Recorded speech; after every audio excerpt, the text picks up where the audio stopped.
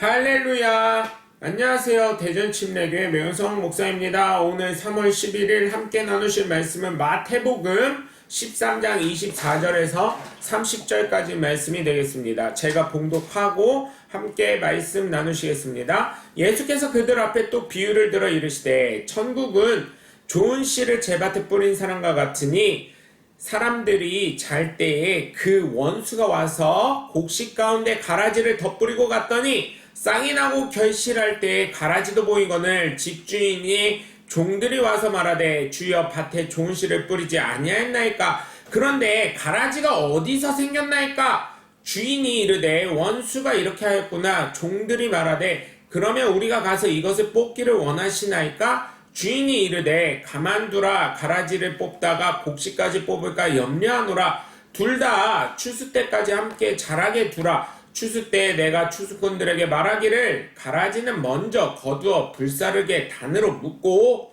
곡식은 모아 내 곡간에 넣으라 하리라. 아멘. 우리는 믿는 믿음의 사람으로서 어느 누구나 천국에 갈 수 있다고 믿고 싶어합니다. 그러한 믿음을 가지시길 주 예수 그리스도 이름으로 간절히 축원합니다. 그러나 분명히 성경에서 말하고 있는 것은 천국에 갈 사람과 지옥에 갈 사람은 분명한 기준점을 나타내고 있다는 것입니다. 예수님의 그리스도로 고백한 믿음의 사람 중에 어느 누가 가라지라고 생각하는 사람이 있겠습니까마는 오늘 본문에서와 같이 예수 믿는 사람 중에서도 가라지가 있다는 것을 알려주고 예수님은 계시다는 것입니다. 그런데 여기에서 우리는 계속해서 알곡과 가라지에만 집중한 나머지 주인의 마음과 원수의 마음을 알지 못할 수도 있다는 것입니다.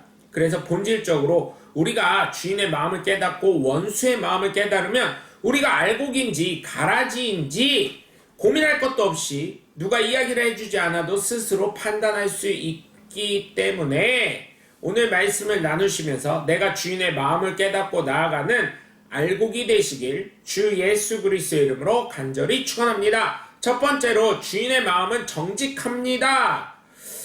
그렇기 때문에 여러분 주인은 진리가 되시는 것인 줄 믿으시기 바랍니다. 주인이 결정하는 그대로 모든 것이 결정이 됩니다. 그렇기 때문에 우리는 우리의 주인이 되시는 예수 그리스도의 말씀에 순종하고 그분의 뜻에 합당한 사람이 되어야 될 줄 믿습니다. 자꾸만 내 생각으로 내 뜻대로 주님 되시는 예수님을 따라오라고 하면 결국은 내가 무엇이 되겠습니까? 원수가 됩니다. 아무리 내 생각과 내 뜻과 내 계획과 내 이성으로는 아닐지라도 주님이 말씀하시면 무조건 된다. 주님이 책임지신다라는 믿음을 가지고 살아가면 됩니다. 그러한 믿음을 가지고 살아가면 정말 여러분 앞에 기적이 상식이 될 줄 믿습니다.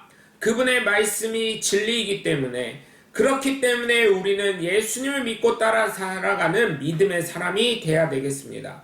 반면에 원수는 어떻습니까? 거짓말합니다. 사기를 칩니다. 그렇기 때문에 결국 지옥 갑니다. 성경에는 예수님의 그리스도로 믿으면 너와 내 집이 구원을 받는다고 했습니다. 그렇기 때문에 예수님의 그리스도로 주님으로 인정하지 않고 믿지 않으면 지옥 갑니다. 그런데 원수는 어떻게 합니까? 거짓말로 시작하고 아무도 모르게 은밀하게 행합니다. 오늘 본문 24절에서 25절까지 보면 예수님은 천국에 대한 것도 비유로 말씀하셨는데 천국은 어떤 곳이라고 합니까? 좋은 씨를 자신의 밭에 뿌린 사람과 같다는 것입니다.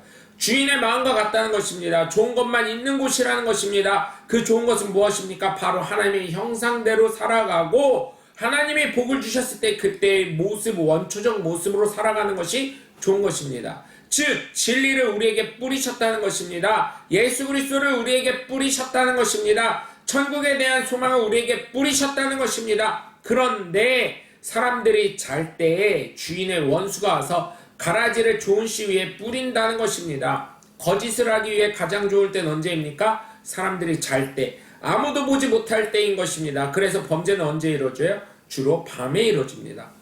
아무도 없을 때 이루어집니다. 그래서 결국은 어떻습니까? 알곡은 진실함을 쫓아가는 성령의 사람이지만 가라지는 사단의 자녀입니다. 그래서 이미 이 알곡과 가라지는 교회 안에도 있다는 것입니다. 예수님의 제자 중에도 있었는데 뭘 그리 생각을 하십니까? 우리와 멀리 있는 것이 아니라 가까이 있습니다. 그렇다면 어떻게 해야 되겠습니까? 진리의 말씀을 쫓아 살아가는 사람이 돼야 될 줄 믿습니다. 그렇기 때문에 예수님의 말씀에 순종하며 살아가야 된다는 것입니다. 예수님을 믿으며 살아가야 된다는 것입니다. 예수님의 증인되는 삶을 살라는 것입니다. 그래서 내 신념이 아니라 정말 그 진리 되시는 주님의 말씀에 순종하며 살아가시는 하나님의 복된 자녀들 되시길 주 예수 그리스도의 이름으로 간절히 축원합니다. 두 번째로 주인의 마음은 알곡을 사랑하는 마음이 있다는 것입니다. 예수님은 우리를 정말 사랑하시는 분인 줄 믿으시기 바랍니다. 예수님이 정말 우리 모두 천국에 들어가길 원하시고 하나님의 지음받은 형상대로 생기를 이어받은 생명된 존재가 되기를 원하신다는 것입니다. 그래서 여러분을 지으셨는데, 저와 여러분을 지으셨는데 그 지으신 이유는 바로 하나님을 찬송하게 하려고 지으셨다는 것입니다. 이사야 43장 21절을 보시면 분명히 나와 있습니다. 베드로 사도는 베드로전서 1장 9절에서 믿음의 결국 영혼의 구원이라고 말하고 있습니다. 그래서 주님은 우리를 정말 사랑하십니다. 함께 천국에 하시기 위해서 십자가를 지고 죽기까지 복종하시고 죄가 없기 때문에 3일 만에 부활하신 것입니다. 나를 사랑하시기 때문입니다. 그러나 원수는 어떻습니까? 알곡이 되었던 가라지가 되었던 뽑히기를 원합니다. 천국에 갈 수 있던 나를 미혹하고 유혹하고 넘어지게 해서 범죄하게 하여 지옥에 가게 하는 것입니다. 즉 사단의 마음과 같은 것입니다. 죄만 져봐라. 내가 너를 내 자녀와 가라지와 함께 지옥에 같이 데려갈 것이다. 이 원수의 마음, 사단의 마음과 같은 것입니다. 내가 알곡이냐 이래도 알곡이냐 하면서 계속 유혹하고 시비를 걸고 죄를 짓게 하는 것입니다. 욥기가 그냥 나오는 것이 아닙니다. 그래서 이상하게 어린 시절 아이들이 제일 먼저 엄마 맘마 아빠를 배우지만 그 다음 학습시키지 않아도 자연스럽게 배우는 언어는 무엇입니까? 욕입니다. 영어를 배울 때에도 이상하게 일반적인 단어는 잘 안 외우지만 이상하게도 한 번들은 욕은 안 까먹는 신기한 능력을 발휘할 때가 있습니다. 이와 같이 여러분 교회 안에서도 같습니다.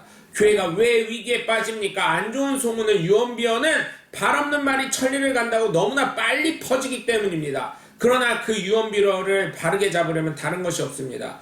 그 유언비어가 뻗어난 것에 3배 내지는 4배 이상의 시간과 노력이 필요합니다. 왜냐하면 바로 잡으려면 그렇게 됩니다. 그래서 그 유언비어를 휩쓸리면 어떻게 됩니까? 결국은 교회를 나가게 되고 그 교회를 망하게 하고 목회자를 고통 중에 갇히게 하는 죄를 짓는 것입니다.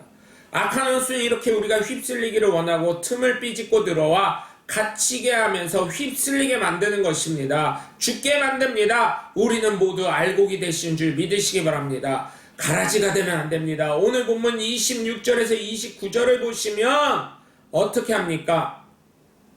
처음에는 아무도 모릅니다. 알곡인지 가라지인지. 그러나 싹이 나고 즉 교회 생활을 하다 보면 결실할 때 가라지도 보이거늘 천국에 갈 때가 되면 알곡인지 가라지인지 티가 난다는 것입니다.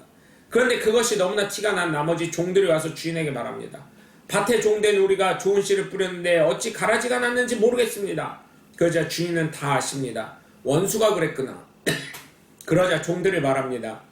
그러면 우리가 가서 이 가라지를 뽑기 원하십니까? 즉 우리가 심판하기 원하십니까? 그러자 주님 뭐라고 하십니까? 가만두어라. 가라지를 뽑다가 알곡까지 뽑을까 걱정하시는 분이 바로 예수님인 줄 믿으시기 바랍니다. 그 가라지 주변에 알곡까지 잘못해서 뽑을까봐 안 된다고 하십니다. 풀을 깎다 보면 깎아서 없애야 할 풀도 있지만 그 주변은 어떻습니까? 야채, 채소도 있는 경우가 있습니다. 그런데 저처럼 관찰력이 없고 잘 모르는 사람 그 채소의 줄기와 야채 모두 자르게 되더라고요.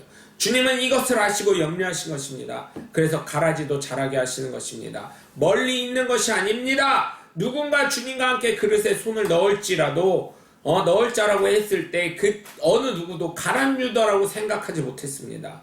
그러나 그는 가라지였습니다. 주님은 이렇게 원수가 뿌려놓은 가라지까지 사랑하셔서 불쌍한 마음을 가지신 것입니다. 왜냐하면 돌아오라고요. 기다리신 것입니다. 예수님은 이렇게 원수의 가라지까지 사랑하셨는데 알곡인 우리를 어찌 사랑하지 않을 수 있겠습니까? 사랑하십니다. 그러면 여러분 우리 역시 예수님을 사랑하는 귀한 알곡이 되셔야 될 줄 믿습니다. 저와 여러분이 바로 그러한 알곡이 되시길 주 예수 그리스도의 이름으로 간절히 축원합니다. 세 번째, 주인의 마음은 알곡은 천국에 가게 하시지만 죄인된 가라지는 지옥 가게 하는 것입니다. 왜냐하면 죄는 천국에 있을 수가 없기 때문입니다. 그러나 원수는 어떻게 합니까? 불사르게 놔둡니다. 지옥에 끌려가게 합니다. 주님이 알곡이 되어야 하는 이유가 여기에 있습니다. 주님이 계시는 천국에 들어가야 은혜가 있고 축복이 있는 것입니다. 그러나 거짓말로 시작한 원수는 어떻게 합니까? 유혹에 걸려 넘어지게 하고 결국 죄를 지어 지옥 가게 합니다.